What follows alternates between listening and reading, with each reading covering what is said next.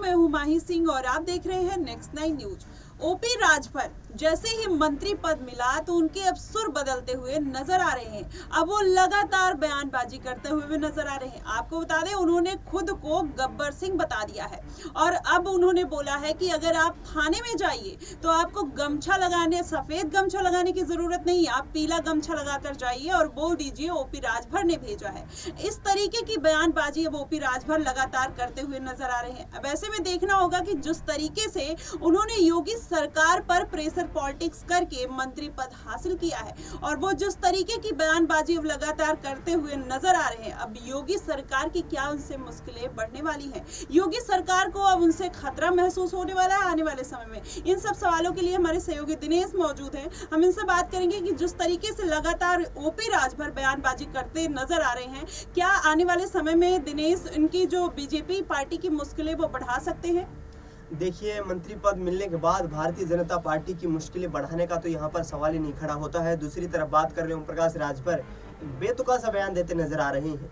दूसरी बार वो कैबिनेट मंत्री बने हैं और यहाँ पर ये कहते नजर आ रहे हैं कि थाने में जाने। आखिरकार वो जिन कामों के लिए उनको सिर्फ थाने के लिए मंत्री थोड़ी ना बनाया गया है, उनको जिन कामों के लिए मंत्री बनाया गया है वो एक भी काम यहाँ से करते हुए दिखाई नहीं देंगे। पिछले वक्त में हमने देखा था उनकी विधानसभा क्षेत्र के काफी लोग उनसे नाराज थे। उनका सिर्फ यही कहना था कि ओम प्रकाश राजभर अपनी एक खास जो बयानबाजी है, जो विवादित बयान लगातार देते रहते हैं, उसी के चलते सुर्खियों में रहते हैं और उसी के चलते चुनाव जीत जाते हैं। चुनाव में एक ऐसा माहौल तैयार कर लेते हैं जिसके आधार पर बीजेपी या फिर समाजवादी पार्टी इनसे गठबंधन कर लेते हैं। वहां से गठबंधन करने का इनको फायदा मिलता है और चुनाव में जीत मिलती है। अब रही यहाँ पर ओम प्रकाश राजभर की मंत्री बनने की बात, तो यहाँ जिस तरीके से 2017 के विधानसभा चुनाव में भारतीय जनता पार्टी को जीत मिली थी, उस वक्त भी घोसी सीट से वो विधायक बनकर के आए थे और ऐसे में घोसी सीट एक जो सुहेलदेव समाज की एक पर्याप्त मात्रा में वहाँ पर वोट बैंक है और उनका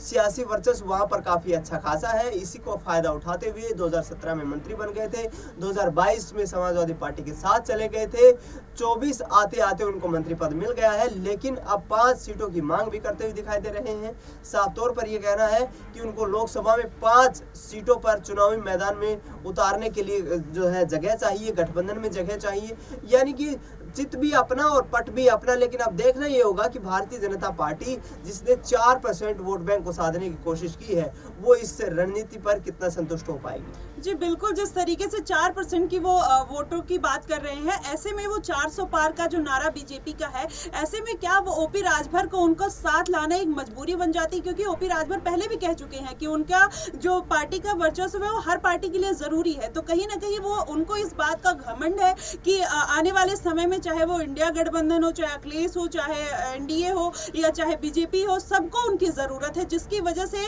अब उनको ऐसी बयानबाजी वो लगातार कर रहे हैं। देखिए, यहाँ पर 16 सीटें आती हैं पूर्वांचल के इलाके में। ओम प्रकाश राजभर 2014 में जिस वक्त समाजवादी पार्टी के साथ नहीं थे, उस दौरान भारतीय जनता पार्टी को वहां पर करारी हार का सामना करना पड़ा था। 2019 के आते ही वो एनडीए में शामिल हो गए थे। वहां पर समाजवादी पार्टी को महज 1 सीट पर जीत मिल पाई थी, आजमगढ़ की वो सीट है, अखिलेश यादव सांसद बने थे। लेकिन अब 2024 के आने के बाद फिर से 18 सीटों पर वो अपना दावा ठोक रहे हैं। कहा जा रहा है कि इन 18 जिले जो पूर्वांचल के आते हैं, इनमें मेरी अच्छी खासी पकड़ है। 4% उनकी पार्टी को वोट मिला था 2022 के विधानसभा चुनाव में।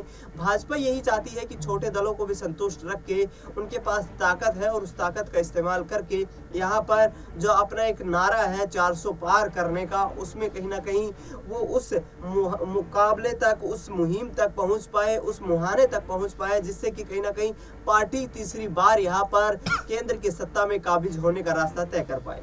जी बिल्कुल, जिस तरीके से ओपी राजभर लगातार बयानबाजी कर रहे हैं, आने वाले समय में जैसे स्वामी प्रसाद मौर्य ने अखिलेश यादव की मुश्किलें बढ़ा दी थी, हो सकता है आने वाले समय में ओपी राजभर भी भाजपा के साथ वही बात करते हुए नजर आए। फिलहाल आपकी इस पे क्या राय बनती है, आप हमें कमेंट सेक्शन में जरूर बताइएगा। फिलहाल के लिए बस इतना ही। देश और दुनिया की तमाम खबरों के लिए हमारे साथ बने रहिए नेक्स्ट 9 न्यूज पर।